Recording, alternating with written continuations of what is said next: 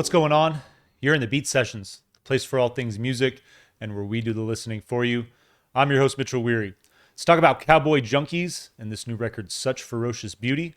They released that on June 2nd. I'm not really sure what the album count is for this band. I will admit that after all of these years, I'm not that familiar with them. I know they have a lot of live music, a lot of collections of covers. Some people count that stuff, some people don't. I don't know. If you'd like to throw that number out in the comments section and include some of your favorite collections or some of your favorite records, please do, because this is something that I like to talk about on the channel from time to time. A band that, coming up, being a 90s kid, really was coming into prominence, but it's all about exposure. There weren't the platforms back then that existed now. So if you weren't listening to this band on the radio, or if you didn't have anybody in your friends circle that was listening to Cowboys Junkies CDs or tapes, then you probably weren't going to hear these guys. And I grew up in kind of a conservative place. So with a name like Cowboy Junkies, even though the music doesn't really reflect that name, it's, I don't know, there's probably a handful of parents that would have just not allowed those in their house right off the name. These guys, I love their style. Most people will probably go with like folk rock and alternative country, but there's so much more that's built into their background as musicians. I really appreciate the jazz textures and the blues textures that are driving this record.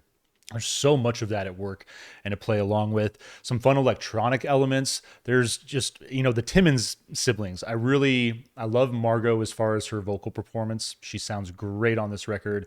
But Michael on guitar, throwing out some really fun stuff sonically. I mean, there's hints of, like I said, blues, but also surf rock. There's a little bit of desert rock. There's alternative 90s sounding stuff on this record. It's all over the place. A great sound that I would say finds them combining Portishead with like Mazzy Star and Lucinda Williams.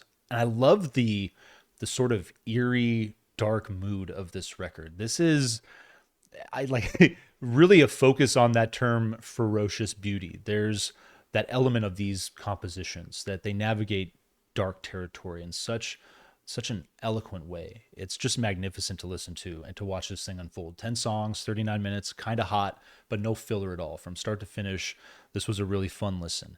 And it's got me stoked to dig back through their catalog. I'm so busy in the coming weeks with stuff, but I really would like to try to get at least a couple more of their records to open myself up to them. Because, like I said, I haven't listened to anything from them. I'm kind of ashamed to admit it, but better late than never.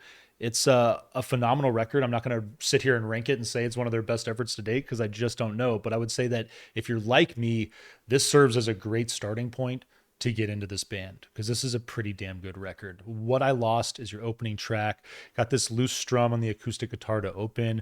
Great riff of like the bit of bass that works in intermittently. Vocal enters and the song begins to build.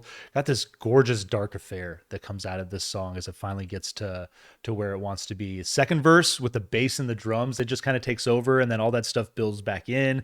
The guitars that come in are excellent. Loving those from Michael. And I got Alan Anton. He's the other member of the band that isn't a family member working on bass there.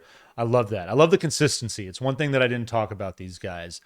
Same lineup for all of these decades. I think Brother John was a member before they put out their first record, but I think that speaks volumes about the ability for people to work through the ups and downs, especially being siblings. I can't imagine what it's like being Alan, having to sit there like in the corner with all these sibling rivalries while they try to work stuff out. But you hear these guys on record, and just from my minimal experience, there's a lot of chemistry there. And you can see that these are individuals that no matter what comes up, they're going to make that effort to work through things and to move forward with this project because how can you not? It's so damn good. Flood is your second song, bringing the feedback to open this thing up. Music hits for just this like loose, mellow feel. I like the vibe of it, talking about a bit of that jazz and a little bit of meets like a little bit of electro folk on this thing. Piano is eerie on this thing. And I love the way that the textures come together on this thing. There's a bit of saxophone that kind of floats around in the background that I found to be the highlight of the track. I really enjoyed that quite a bit. Hard to build, easy to break. Such a good hook. I love the line. Light acoustic riff meets this thick bass line, and I like the way that they just play off each other and meet. 90s alternative, that's getting a big feel on that alternative sound here. Nice electric guitar that works in. This song, that electric guitar, the tone on it, the riff, it kind of reminds me of Tool. There's that song Lost Keys on 10,000 Days. It's Blame Hoffman in parentheticals. But it leads into Rosetta Stone. It's that kind of like vocal track with the eerie guitars in the background, and it's got such a similar feel, and I love the way it's working. Blues feel on this thing is nice, along with just the psychedelic build in it. Just a really, probably my second favorite song on the record. Really dug it. Circe and Penelope, your fourth track, strong Americana and folk drive. I kind of like this change in pace for this song. Makes this, it got this gentle electric riff that works into the song and the first part of it, and it seems a little anachronistic. It seems a little out of place for what this song is trying to do, but it's so good at the same time. And then there's some fiddle, some Neapolitan style strings that work on this thing. A lot of rich textures. Lovely, lovely track that leads into your fifth song, Hell Is Real. Kind of a dark moment, obviously. Crickets at Night open this thing up, and then this ominous, a feeling acoustic guitar. Got this excellent folk and gospel feel to this track. Keeps it pretty simple. Going to close out your A side, leading into Shadows 2, your B-side opener. My favorite song. I love this thing coming out of the gate. I love the dynamic between the strings and the guitar to open this thing up. The guitar has kind of this gentle surf rock vibe to it. The tone is great. Drums, breakbeat that carry this thing. It's a fun dynamic as well. And the vocals excellent. Got this 90s electro pop feel to it. The strings evoke kind of this island paradise feel that, just think of the movie The Beach back in the 90s. And I just think of Moby and the song that was working in that movie. It just took me there, and I love the feel that song has. Knives, your seventh song. It's got this carousel sounding synth that opens, groovy beat to open. Really dig the beat.